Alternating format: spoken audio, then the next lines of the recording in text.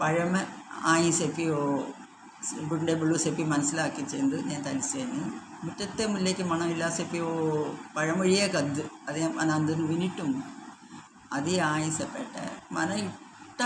పండు ఉండిండి తాత అత్తవాళ్ళు joint family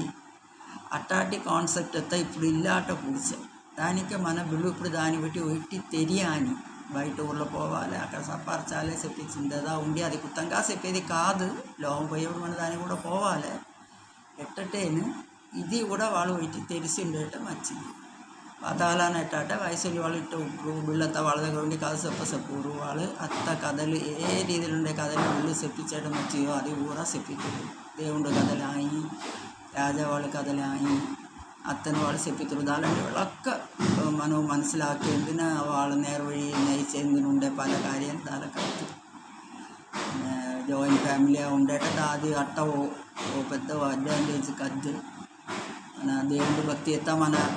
అట్టాటి కథలు వినిగాన మన మనసులో దేవుని మీద నమ్మికను భక్తిని దేనిటేని దేవుని మొక్కట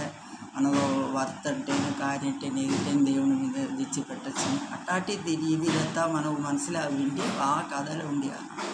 പിന്നെ ഈ കൃഷ്ണരുടെ കഥ ജീവിത വിനയപ്പോൾ ധർമാനി ഒക്കെ వాళ్ళు జీవితిరి అప్పుడు ధర్మానిని నేర్వഴിയിൽ నడిచేందుకు అది ఓ ఇన్స్పిరేషన్ ఉండింది ఆ కథలు కూడా പിന്നെ ആഹാരം വേസ്റ്റ് ആക്കവద్దు അനുസരിച്ച് ജീവിച്ചേందు వాళ్ళొక్క వాళ్ళు ఉండేటం వాళ్ళు కూడా ఎట్టా అనుసరించి జీవించి పోవాలి చెప్పిండే ఇది కూడా అప్పుడుండే కాలాన కథలు ఉండి మనం వాళ్ళొక్క മനസ്സിലാക്കിച്ചവർക്ക് ആ ചാൻസ് ഇപ്പോഴത്തെ బిడ్డలు ഇല്ല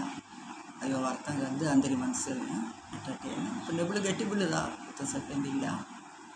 ఓకే